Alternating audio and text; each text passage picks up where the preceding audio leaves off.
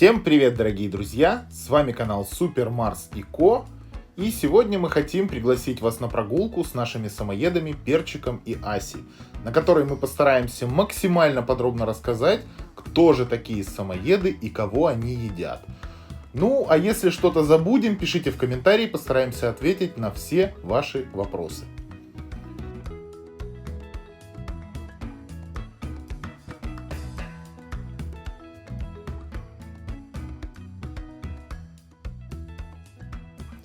Мы решили посвятить этот выпуск именно самоедам, потому что Перчик был первым животным, которое мы завели вместе с Кариной. Мы давным-давно без оглядки влюблены в эту породу и заводили еще до того, как это стало мейнстримом. Это сейчас самоеды на пике популярности. А когда мы искали Перчика, в нашем регионе было всего пара объявлений о продаже щенков. Но нам повезло, и поехав смотреть по первому же, мы взяли его. Отличный, породистый кобель с хорошей родословной, любимец детей и женщин, хочется продолжить гений, миллиардер, плейбой, филантроп, но он скорее шелопоп, чем филантроп, наш Персиваль Уиллис Кокс. Да, Перчик это сокращение от Персиваля. Мы подумали, как судно назовешь, так оно и поплывет, и не ошиблись. Кстати, название породы самоед тоже породило огромное количество баек, шуток, прибауток и мемов в интернете. И да, мне хотелось сделать этот ролик наполненным не сухими энциклопедическими фактами, а развлекательным и в каком-то смысле предвзятым личным обзором владельца. И да простят меня любители других пород собак, каждый кулик все-таки хвалит свое болото. Я считаю самоедов одними из лучших компаньонов для всей семьи. Так почему же, собственно, самоед? Откуда взялось это название, которое будоражит фантазию многих? Давайте сразу опустим шутки про то, что самоед отгрыз себе вечером лапу, за ночь отрастил новую и норм, кормить не надо, очень удобно. Нет, конечно же, они не едят себя. Более того, они не занимаются моральным самоедством, о чем тоже очень много мемов. Есть более аллегоричная версия, которая мне очень нравится, хоть она и не является истиной. Версия такова, что когда собаки тянули сани в снегу, они, сани, как будто сами ехали. И слово «самоед» берет свои корни именно оттуда. Сами едут.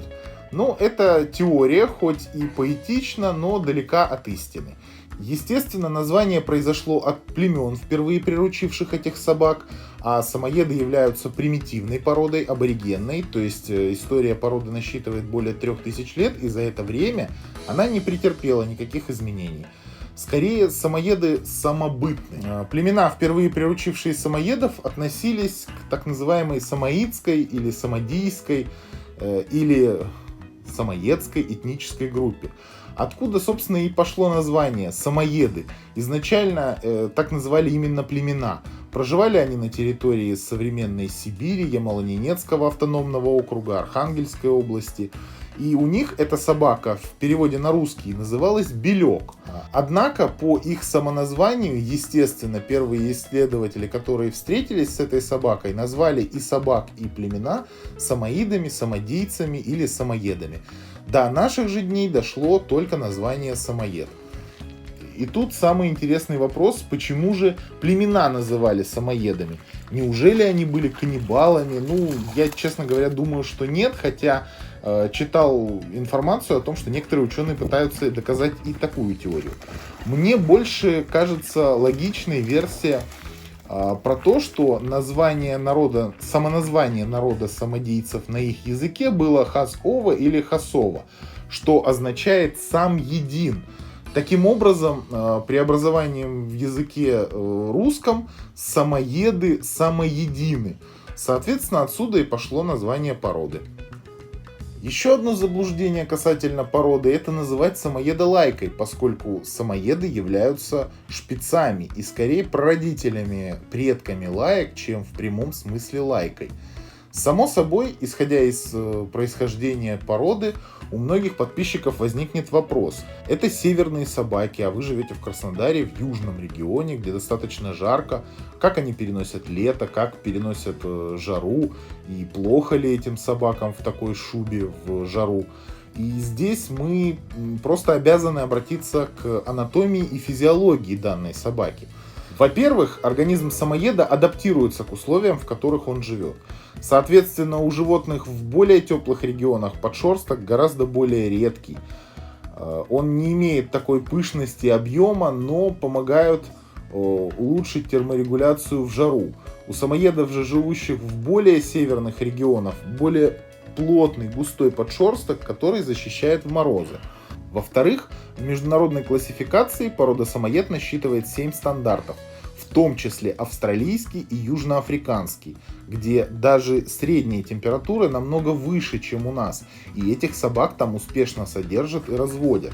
Также не стоит забывать, что в северных регионах летом температура тоже поднимается свыше 30 градусов и в последнее время все чаще, а в Краснодаре, вопреки стереотипам, тоже бывают морозные зимы, и лето не такое адское пекло с мая по октябрь, а тоже бывает достаточно умеренным. Кстати, возвращаясь к анатомическим особенностям самоедов, их ни в коем случае нельзя летом брить налысо, поскольку вот тогда-то они как раз будут очень сильно страдать. Это касается многих других животных, кстати, в том числе рысь. Незащищенные участки кожи могут получить ожоги, а само животное, собственно, тепловой удар, поскольку их шерсть является идеальным природным терморегулятором, который защищает не только от холодов, но и от жары. И самое главное, от ультрафиолетового излучения. Вообще, шерсть самоеда обладает разными интересными свойствами, в том числе таким, как самоочищение. Дело в том, что у северных собак остевая шерсть отличается от шерсти других пород большим количеством чешуек и жировой смазки. Влага и грязь просто как будто бы скатываются с них. Собственно, как с гуся вода. А при очень сильном загрязнении легкое вычесывание после высыхания решает проблему на раз. Многие боятся заводить самоеда, поскольку очень сложно ухаживать за белой собакой. Мол, она постоянно будет черной, постоянно нужно будет купать, каждый день вычесывать, а то и по 3 раза на дню. И только тогда собака будет оставаться белоснежной. Здесь все не совсем однозначно. С одной стороны, самоеда нельзя купать чаще, чем 2 раза в месяц. И то это, на наш взгляд, многовато. Дабы как раз не смыть этот самый защитный слой, и потом действительно придется купать собаку после каждого загрязнения и прогулки. А гулять необходимо каждый день, и, соответственно, это причинит вред их шерстяной броне. С другой стороны, да, собаку с такой густой шерстью действительно необходимо вычесывать довольно часто. Но в целом основательного ухода раз в неделю, обычно бывает достаточно, чтобы сохранить такую вот пышность, густоту и красоту прически, которую вы видите, собственно, на видео. Еще есть убеждение, что дом будет полон шерсти и постоянно, непрерывно все будет в ней. Давайте разберем поподробнее. Я не хочу сразу опровергать это. Да, действительно, шерсти от собаки много, но примерно столько же ее будет и от других пород, менее меховых, если так можно выразиться. Шерсти будет много гарантированно в период линьки. В остальное время ее не будет больше, чем от того же лабрадора, не так много ее выпадает, и следить за этим не так уж сложно, особенно для продвинутого собачника. Я, честно говоря, стараюсь не нудить, но не всегда получается. Естественно, как любому человеку, который профессионально работает с животными, мне хочется дать как можно больше точной и правильной информации. А это влияет на подачу вне зависимости от моего желания. Я надеюсь, это не сильно повлияет на ваше восприятие. Кстати, напишите в комментариях, как вам такой формат, хотите ли больше таких обзоров о других наших питомцах, о других видах животных. И возвращаясь к самоеду, самоед это не только ценный мех, но и 15-25 килограммов чистого безудержного веселья. И если ваша жизнь вам кажется серой и скучной, вы ищете и хотите приобрести веселого друга, то в лице самоеда вы обретете его на все 150%. Но не стоит забывать слова известной детской песенки. Есть друзья, а для них у друзей нет выходных.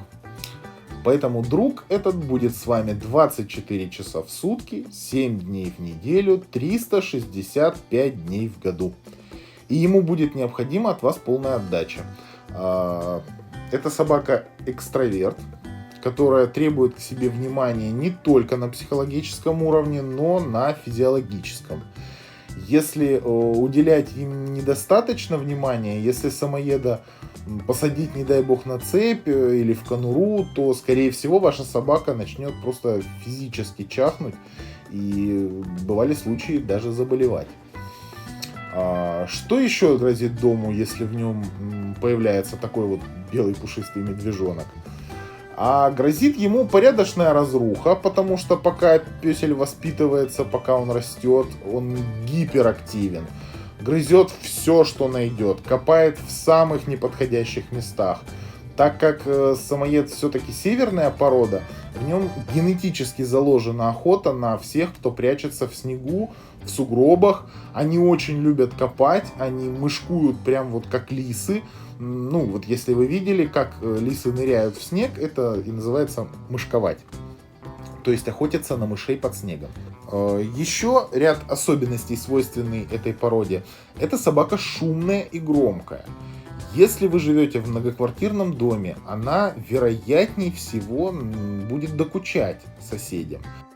К слову сказать о соседях, хоть наши соседи очень любят наших животных, и я уже не раз говорил об этом, у нас прекрасные взаимоотношения, все очень хорошо и благополучно, между нами практически никаких претензий, притязаний, но тот же самый Перчик, которого вы видите на кадрах, не раз сбегал от нас на соседские участки, то делал подкоп, то выламывал кусочек забора, то пробираясь какими-то еще окольными путями.